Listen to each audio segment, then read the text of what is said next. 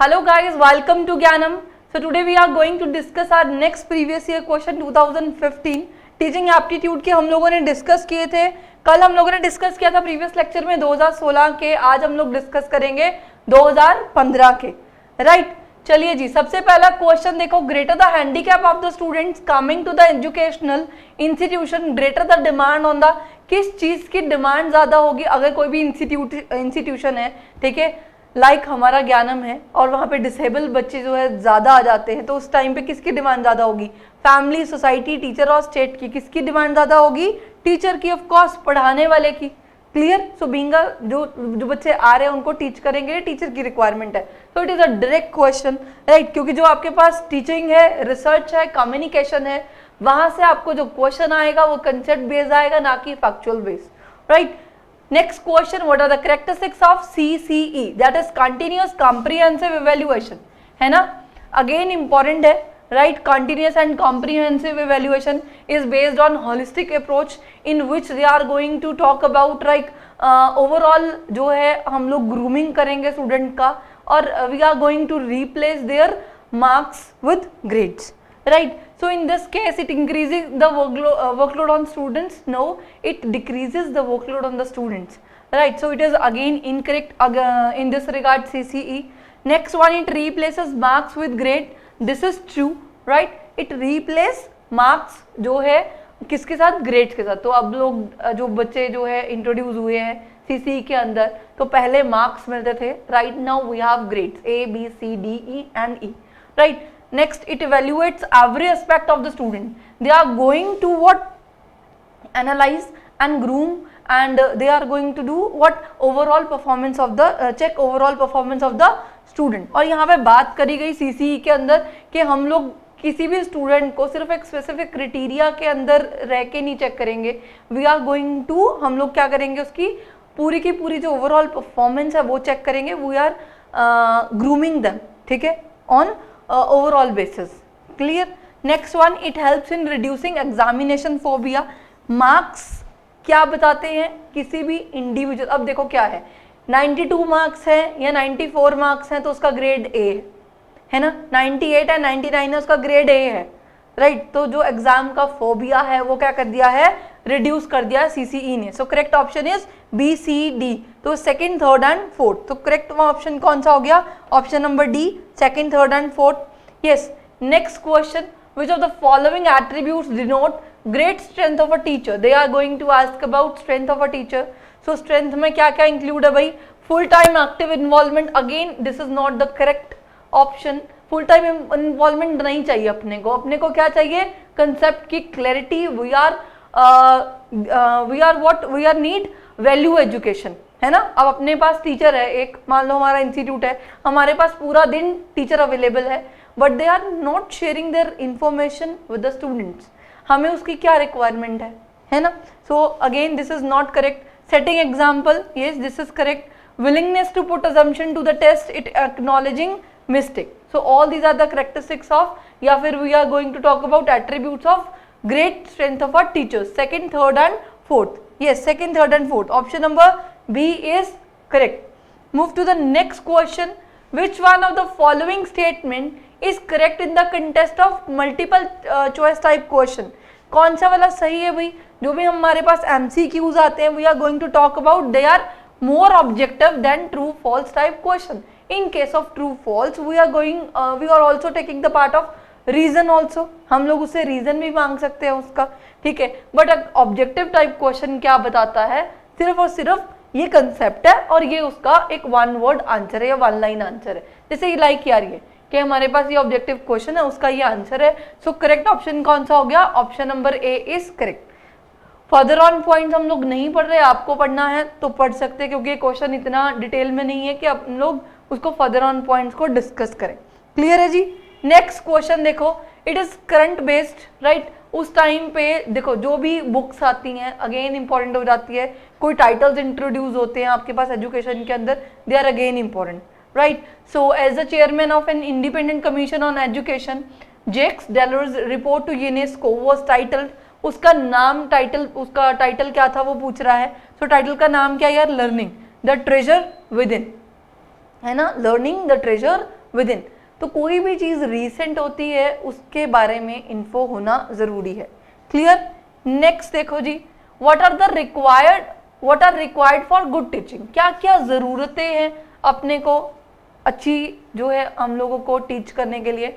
Diagnosis, right, we have remedy, we have direction, we have feedback. So all are the part of mine good teaching, first, second, third and fourth. So option number 1 is correct. Clear है? हाँ जी, क्योंकि सभी चीजों की requirement है ना teaching के अंदर। Next one, main objective of a student evaluation of teachers are. अब कौन से ग्राउंड पे रह के या कौन से ऑब्जेक्टिव है जिसके बिहाफ पे हम लोग इवेल्युएट करेंगे? To gather information about student weakness. Clear. यहाँ पे क्या कह रहा है कि हम लोग डाटा इकट्ठा करेंगे स्टूडेंट की वीकनेस का। नहीं यार, ये चीजें तो नहीं करेंगे, हम लोग उसको सिर्फ असेस करते हैं, हम लोग उसको असेस करते हैं, right. To make teachers take teaching seriously, yes. Third one, to help teachers adopt innovative method of teaching. क्योंकि हम लोग उसमें क्या कह रहे हैं कि जो भी टीचर है वो एक स्टूडेंट के लिए जो लर्निंग है उसको कैसे इजी कर सकता है ना, ऑन बिहाफ ऑफ टीचर जो है वो चीज देख रहे हैं हम लोग। To identify the areas of further improvement in teacher traits. यहाँ पे हम लोग फर्दर और इंप्रूवमेंट कैसे कर सकते हैं, right, again important. So second, third and fourth, option number B is correct, second, third and fourth. Clear है? हाँ जी। Next one, using the central point of classroom communication as the beginning of a dynamic pattern of idea is refer to as systematization, problem orientation, idea protocol या फिर mind mapping. इसको हम लोग क्या बोलते हैं? Mind mapping. जब हम लोग क्या कहते हैं कि ये डायग्राम है, इसी के बेस पे हम लोग क्या करेंगे, काम करेंगे, right. So it is a part of mind mapping. Clear. Most often the teacher student communication is, एक टीचर और स्टूडेंट की जो कम्युनिकेशन है वो क्या होनी चाहिए? पर्पसफुल होनी चाहिए, है ना, कि जो स्टूडेंट पूछ रहा है और जो टीचर डिलीवर करना चाह रहा है वो दोनों आपस में वो इन्फॉर्मेशन को क्या कर पा रहे हैं, शेयर कर पा रहे हैं। सो स्पीरियस, क्रिटिकल, यूटिलिटेरियन या फिर कन्फ्रंटेशनल। तो बेसिकली क्या होनी चाहिए? यूटिलिटेरियन, के पर्पसफुल होनी चाहिए, कि जो बेसिक रिक्वायरमेंट है स्टूडेंट की वो फुलफिल हो सके। क्लियर है? हाँ जी। नेक्स्ट क्वेश्चन देखो, in a classroom a communicator trust level is determined by, कि जो भी कम्युनिकेटर है ना, जो कम्युनिकेट कर रहा है तो आपका टीचर ही होगा उस टाइम पे, तो उसका ट्रस्ट लेवल किस पे बेस्ड होता है? The use of hyperbole, the change of voice level. तो कम्युनिकेटर बेसिकली या तो टीचर होगा या जो स्टूडेंट है, ठीक है, वो भी हो सकता है। Clear. The use of abstract concept, I contact. तो बेसिकली किस पे बेस्ड होता है? आई कंटेक्ट पे। अगर मैं बात करूं बीइंग अ टीचर, राइट, मैं इंटरेक्ट कर रही हूँ स्टूडेंट्स के साथ, तो जिस बच्चे का आई कांटेक्ट नहीं है हम लोग मानते हैं कि वो बच्चे को या तो समझ नहीं आ रहा या उसको कंसेप्ट में दिक्कत है ना, या उसका इंटरेस्ट ही नहीं है स्टडी में। तो बेसिकली मोस्ट इंपॉर्टेंट क्या है? Eye contact, right. चलो जी। नेक्स्ट, जून 2015। अब देखो जो बच्चे अभी तैयारी कर रहे हैं इस सेशन के लिए, तो अपने पास 2019 के ऑन एंड राउंड 6 पेपर आए होंगे, है ना। कितने आए होंगे? 6 पेपर्स आए होंगे आपके पास। तो नहीं टाइम इतना ज्यादा 2015 तक का करने का, तो 2017 से 2019 कर लो, सफिशिएंट है। क्योंकि 2019 में ही 6 पेपर हो गए, ठीक है, 6 और 7 8, ऑन एंड राउंड 10 से 12 पेपर जो है आपको मिल जाएंगे, तो फार सफिशिएंट। क्लियर है? तो 2017 से 19 कर लो, उतना ही बहुत है। चलो जी। Which of the following is the highest level of cognitive ability. अब इसमें से highest level of cognitive ability क्या है? इवेल्युएटिंग। हम लोग ये चीजें पहले डिस्कस कर चुके हैं भाई प्रीवियस ईयर, जब हम जो फर्दर ऑन जो हमने पहले डिस्कस किया है। So which of the following factor does not impact teaching. इसमें से कौन से ऐसे फैक्टर्स हैं जो टीचिंग को इम्पैक्ट नहीं करते? Classroom activities that encourage learning, socio economic background of the teachers and student.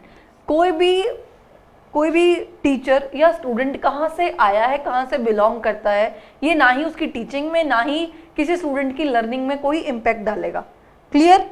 Further on, learning through experience, teacher knowledge, बाकी फैक्टर्स जो है इम्पैक्ट डालते हैं टीचिंग पे, बट उसका बैकग्राउंड क्या है? Again no relevance point. Clear. इसका सुटेबल आंसर क्या? Option number B. Next one, which of the following statements about teaching aids are correct. जो हम टीचिंग एड्स यूज करते हैं, है ना, क्लासरूम में, तो उसके ऊपर हमारे पास स्टेटमेंट गिवन है, उसके बिहाफ पे हमें कोट्स चूज करने हैं। They help in retaining concept for longer duration. Of course this is true कि जब भी हम प्रोजेक्टर के थ्रू या पिक्चराइजेशन के थ्रू, मान लो कि कोई चीज़ है ना, कल भी मैंने आपको चीज़ें बताई थी कि कोई लैब टेस्टिंग है, हम लोग उसको प्रैक्टिकली करके दिखा रहे हैं, तो वो चीज़ें जो है हमारे, क्योंकि हम लोग कंसेप्ट वर्बली याद नहीं रख सकते, बट पिक्चर जो है हमारे माइंड में सेव हो जाती है ना। हम लोग किसी भी चीज़ को किससे याद रखते हैं, अगर आपको सबका कॉमन ही है, तो बेसिकली पिक्चराइजेशन के थ्रू हम ज़्यादा याद कर पाते हैं, ठीक है। सो लॉन्गर ड्यूरेशन तक याद रख सकते हैं। They help students learn better, again this is correct. They make teaching learning process interesting, या that's correct. They enhance rote learning, they don't enhance rote learning. Rote learning is basically the repetitive nature, है ना। It is repetitive nature कि हम same ही concept को रट्टा लगा रहे हैं, बार बार वो चीज़ पढ़ रहे हैं। So correct one is first, second and third. Option number B is correct. First, second and third. I hope it is clear to you. Next question. Techniques used by a teacher to teach include.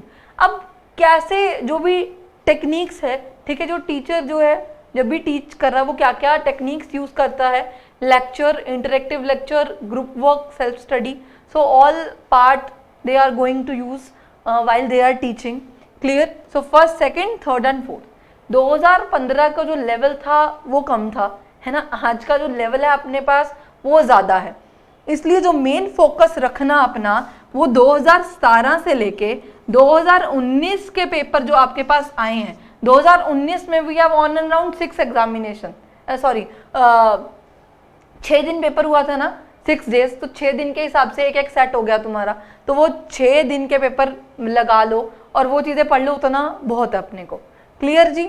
हाँ जी। Next one, achievement test are commonly use for the purpose of. अब जो भी हम लोग कहते हैं ना कि कोई भी हमारा स्पेसिफिक एरिया है, उसके बिहाफ पे जब हम लोग टेस्ट लेते हैं, उसका बेसिक पर्पस क्या होता है? Assessing the amount of learning after teaching. हम लोग बेसिकली क्या करना चाह रहे हैं कि मान लो आपने कोई डिग्री ले लिया, कुछ भी ले लिया, तो उसके बिहाफ पे जो टेस्ट होता है वो बेसिकली क्या है कि जो भी आपको टीच किया गया है, जो आपको नॉलेज प्रोवाइड कराई गई है, आपने उससे कितना सीखा, है ना। तो it is assessing the amount of learning after teaching.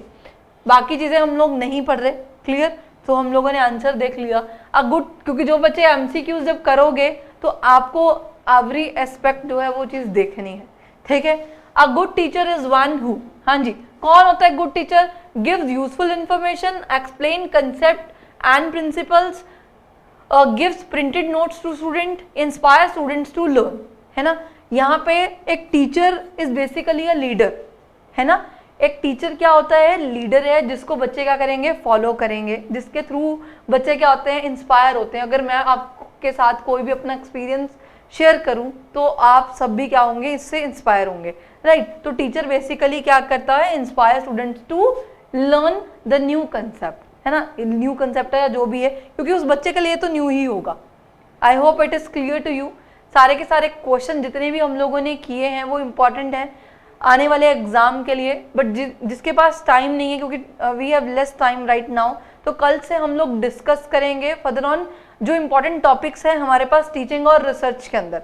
तो हम लोगों ने 2015 तक के रिसर्च के भी और टीचिंग के भी जो है कवर अप कर लिए हैं। आप लोग प्लेलिस्ट में जाके या फिर पास प्रीवियस ईयर पेपर में जाओगे तो वहाँ पे आपको लिंक्स मिल जाएंगे, वो सारे के सारे पार्ट जो है ये 6 तक किए हैं, वो पार्ट 5 तक है हमारे पास। क्लियर है? तो वो जो क्वेश्चन है आपके पास अगेन इंपॉर्टेंट, क्योंकि जिस बच्चे ने बिल्कुल भी तैयारी नहीं करी तो वो तैयारी कर सकता है इसके बिहाफ पे के कौन से हमारे पास इंपॉर्टेंट टॉपिक बनते हैं। तो कल से हम लोग फर्दर ऑन जो है डिस्कस करेंगे और इम्पॉर्टेंट टॉपिक्स जो हमारे रिसेंट पेपर के लिए इम्पॉर्टेंट है। So don't forget to subscribe our channel. Thank you so much guys.